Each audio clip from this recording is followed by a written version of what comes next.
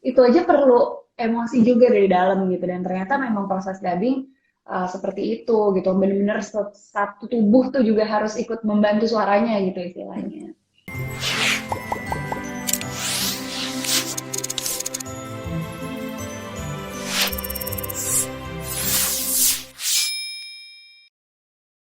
Yang Mika takutkan di awal-awal tuh apa sih?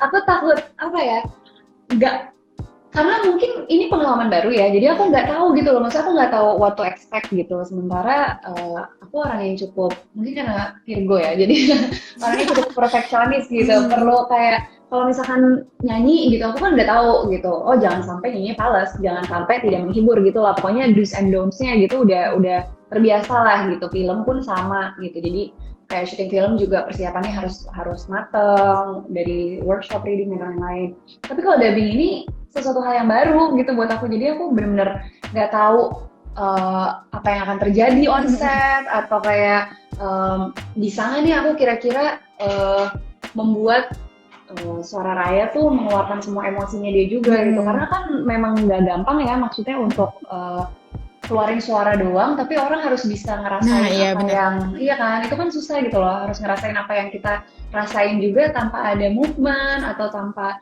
terlihat mimik muka kita gitu. Jadi itu agak tantangan baru gitu buat aku. Jadi itu lumayan lumayan concerning aku sih, kayak aduh bisa nggak ya nih kayak gini gitu. Dan ya seperti itu sih, kalau buat aku concern awalnya adalah karena aku nggak tahu apa yang harus dipersiapkan. Jadi itu aja sih yang bikin agak deg-degan waktu pertama kali mau mulai dubbing. Tapi di 2 hari proses dubbing itu ada yang Mika pelajarin hal baru atau mungkin sesuatu yang sensasinya beda ya gitu?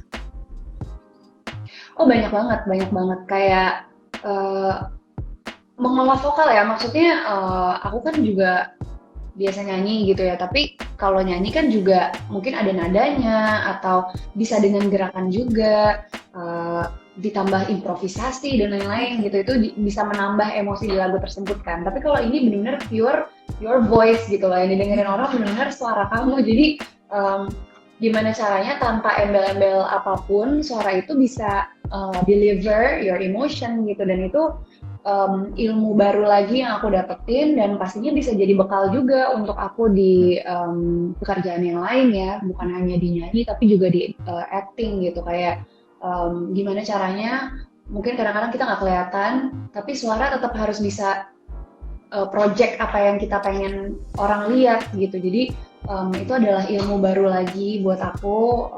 Happy banget sih dapat kesempatan itu, karena bisa jadi bekal juga untuk pekerjaan aku yang lainnya.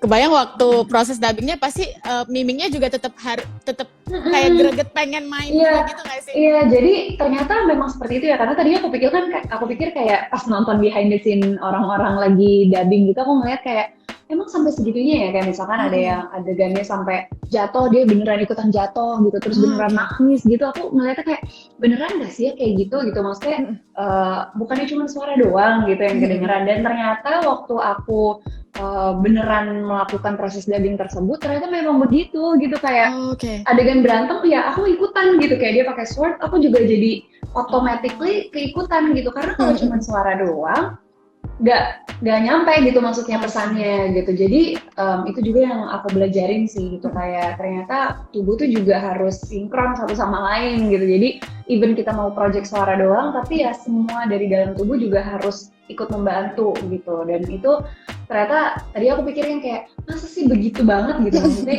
kayak heboh banget gitu sampai jatuh beneran, sampai nangis beneran, dan ternyata memang bener gitu. Dan di film This Is Where I'm the Last Dragon tuh aku banyak emosi yang harus aku keluarin gitu, kayak ada emosi haru, emosi nangis, emosi desperate gitu, dan itu aku harus beneran nangis. Jadi aku beneran ngikutin apa yang aku lihat on screen animasinya lakukan gitu, kayak adegan dia frustrated, adegan dia di desperate, itu aku beneran meragakan juga gitu supaya suara yang keluar, padahal kadang-kadang suara yang keluar pun bukan berbentuk dialog, kadang-kadang tuh cuman voice ekspresi aja gitu, misalkan cuman ekspresi, kadang cuman menghela nafas misalkan gitu, tapi itu aja perlu emosi juga dari dalam gitu. Dan ternyata memang proses dubbing seperti itu gitu, bener-bener satu tubuh tuh juga harus ikut membantu suaranya gitu istilahnya.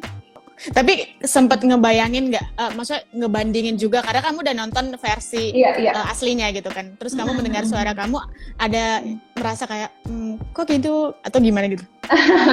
Enggak sih, jadi sebenarnya dari pas aku awal voice audition itu aku udah dikasih note sama director aku gitu kayak kalau suara voice actornya Raya yang original itu lebih berat dari suara aku sebenarnya secara pitch dan secara tone gitu. Cuman kan ya kalau tone suara kan tidak bisa dirubah ya, karena memang dari sananya udah kayak gini gitu. Cuman ya yang aku bisa lakuin ya mungkin aku turunin pitch aku atau lebih suaranya lebih dalam, lebih deep gitu. Cuman aku tidak mau berusaha untuk menjadi voice actor yang asli sih, karena mau gimana pun tidak akan pernah bisa gitu kan, pasti beda gitu. Jadi aku hanya memenuhi ekspektasi aja gitu, kayak misalkan pesannya itu jangan terlalu cempreng gitu misalkan, atau lebih diturunin tone-nya, ya udah itu yang aku ikutin gitu. Jadi referensi aku adalah itu, walaupun memang aku udah denger suara originalnya, tapi ya aku nggak akan mencoba untuk menjadi seperti itu gitu. Jadi aku mencoba untuk